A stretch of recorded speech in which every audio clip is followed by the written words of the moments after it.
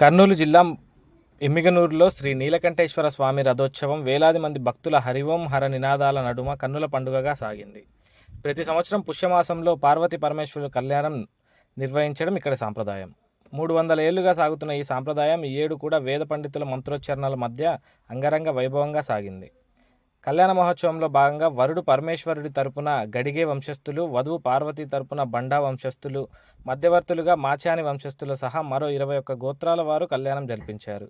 అనంతరం ఉత్సవమూర్తులైన పార్వతీ పరమేశ్వరులను విగ్రహాలను పండితులు మహారథంపై ఆసీనులను చేసి అశేష భక్తి జనాల నడుమ ఊరేగించారు.